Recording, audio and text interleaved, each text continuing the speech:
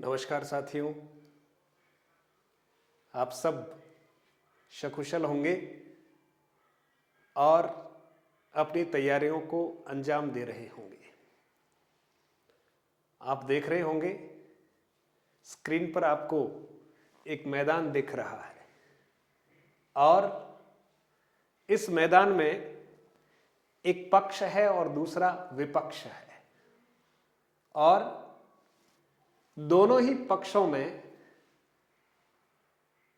पूरी ताकत के साथ एक दूसरे के ऊपर जीत के लक्ष्य के साथ खिलाड़ी आपस में खेल भावना के साथ खेलते हैं। अब परीक्षा आपके विपक्ष में है और आपकी तैयारी आपके पक्ष में है। अब हम क्या करें कि उस परीक्षा में सफल हो जाएं, तो इस खेल के मैदान से हम बहुत कुछ सीख सकते हैं। आप देख रहे होंगे कि गेंद यहां पर रखी जाती है, दोनों टीम के खिलाड़ी आमने सामने होते हैं और खेल के सारे नियम टीम नंबर 1 भी जानती है और टीम नंबर 2 भी जानती है। इनको भी प्रशिक्षित किया जाता है किसी कोच के द्वारा और इस टीम को भी किसी कोच के द्वारा प्रशिक्षित किया जाता है।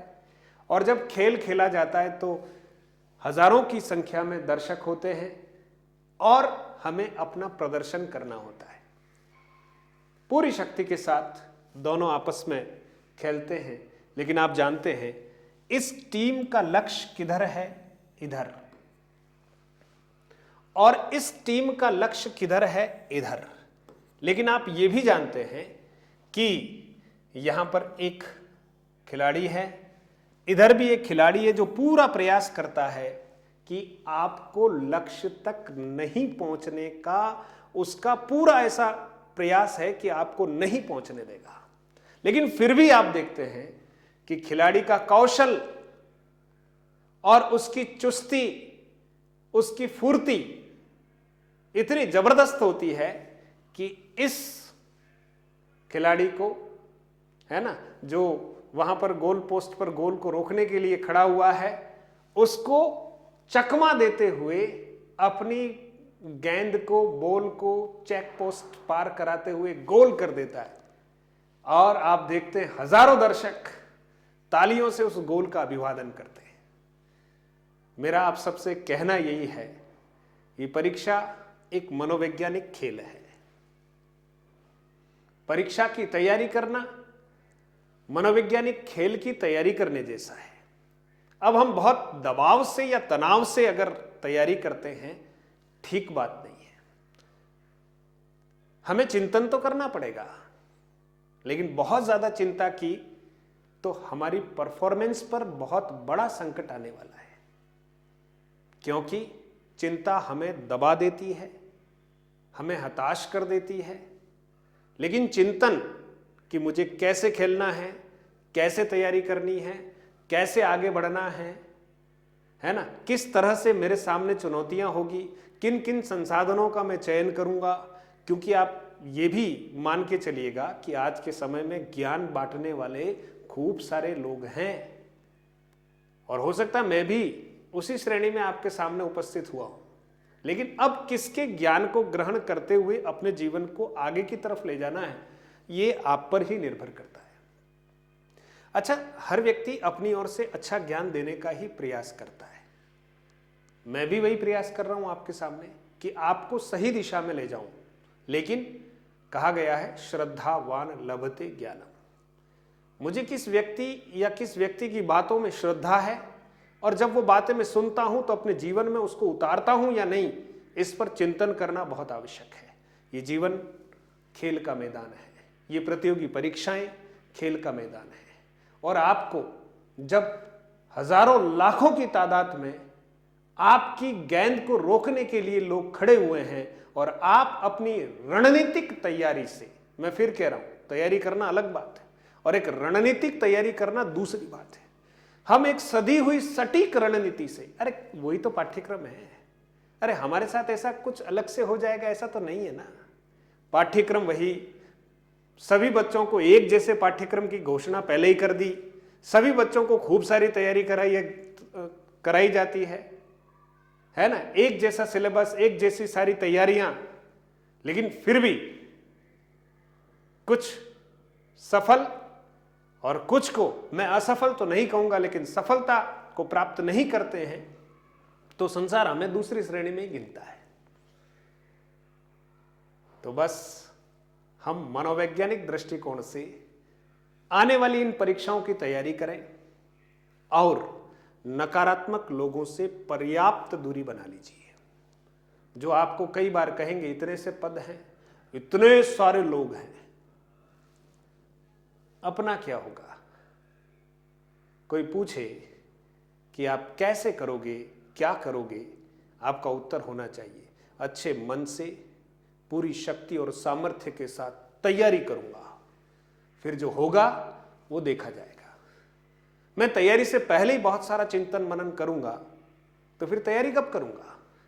जो हमारे हाथ में है, क्या है हमारे हाथ में, परमात्मा ने 24 घंटे दिए, उसका उपयोग मैं अपने लक्ष्य के लिए अधिकतम कैसे कर सकता हूं, ये मेरे हाथ में है। परीक्षाएं कब होगी, होगी जिस दिन होगी, मैं भी एक बहुत सशक्त कैंडिडेट के रूप में उस दिन भाग लेने वाला हूं, है ना।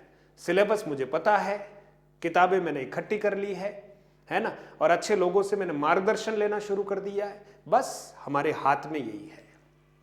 इसलिए उस पक्ष का चिंतन थोड़ा कम करना चाहिए जो हमारे बस में नहीं है, और जो हमारे बस में है उसको बहुत अच्छे से उस पर चिंतन करते हुए हम आगे की तरफ बढ़ेंगे। तो आप सोचिए, क्यों नहीं, हजारों हजार लोगों ने सफलता की इबारत लिखी है, और ये जो व्यक्ति जिसको आप स्क्रीन पर देख रहे हैं, अरे किसान पुत्र है ना, खूब बैलगाड़ियां चलाई है, खूब खेती में काम किया है ना, गौ माता का गोबर आराम से सिर पर उठाया है, कोई दिक्कत नहीं है ना। लेकिन माता पिता के आशीर्वाद से, गुरुजनों के आशीर्वाद से और परम पिता के उस असीम कृपा से आपका मार्गदर्शन करने का कुछ प्रयास कर रहा हूं। तो जब मैं ये सोचता हूं कि परमात्मा ने अपनी रहमत मुझ पर जितनी बरसाई है, क्या आप पर नहीं बरसाएंगे? क्या आप उनकी संतान नहीं है? वही बात है कि मेरे अंदर एक छोटी सी बात जरूर है कि मैं जल्दी हार नहीं मानता, और हर सफल व्यक्ति के अंदर ये बात अगर है तो निश्चित तौर पर सफलता को उसका वर्ण करना होगा। अरे वरमाला लिए हुए अगर सफलता खड़ी है और हम अपनी गर्दन को आगे की तरफ ले जा रहे हैं, और सफलता को लगता है कि यार ये उतावला है ना, अरे वर्ण कौन करेगा, सफलता करेगी, वो पहचानेगी हमें, है ना, उसको हमारे पास आना ही पड़ेगा। लेकिन उससे पहले हमारे अंदर शक्ति, सामर्थ्य, क्षमताओं को जगाना होगा। आइए मिलकर हम अपनी शक्तियों को जागृत करें, नकारात्मक चिंतन से दूर होकर सकारात्मकता से इस जग को जीतने का प्रयास करेंगे। अरे प्रेम और मिठास से ही हम आगे बढ़ सकते हैं। कड़वाहट के साथ, नफरत के साथ इस दुनिया में जीत हासिल नहीं कर सकते। इसलिए आप अपने ऊपर भरोसा करते हुए बस तैयारी कीजिए, बाकी सारी चिंताओं को छोड़ दीजिए। परमात्मा जरूर आप पर कृपा करेगा। और पढ़ने का सबसे अच्छा समय है, अब मोबाइल की दुनिया है, आप मोबाइल से पढ़ते हैं, है ना, और ऑनलाइन ने आपके लिए ये राह बहुत आसान कर दी है। लेकिन चुनिंदा लोगों से पढ़ने का अभ्यास रखना पड़ेगा। जैसे आप YouTube खोलेंगे, बहुत सारे लोग हैं, अब आप एक ही टॉपिक को कितने सारे लोगों से पढ़ेंगे तो थोड़ा सा भ्रमित हो जाएंगे। मेरा आपसे आग्रह है, चयन करने के बाद आप बस उन्हीं कुछ अच्छे लोगों के साथ जुड़ते रहिए और जुड़े रहिए, ताकि आपके कॉन्सेप्ट डिस्टर्ब नहीं हो, है ना। एक ही चीज को बहुत सारे लोगों से देखने पर हो सकता है हम जैसा अच्छा ग्रहण करना चाहते हो बस खिचड़ी बन जाता है। इसका अर्थ ये नहीं कि मैं आप मेरे से ही पढ़ें, ऐसा मैं आपसे आग्रह कर रहा हूं। बहुत अच्छे अच्छे लोग ऑनलाइन की दुनिया में पढ़ा रहे हैं, आप चयन करते हुए उनसे पढ़िएगा, और आप सबके लिए इस जीवन रूपी मैदान में आप एक सफल खिलाड़ी बने और आप विजयश्री रूपी गोल को दागे, ऐसा मैं प्रार्थना करते हुए आप सबसे विदा लेता हूं। और आपको अच्छा लगे तो जरूर आपके अपने चैनल को सब्सक्राइब कीजिएगा, और हम कंटेंट के साथ आगे बढ़ने वाले हैं। तब तक के लिए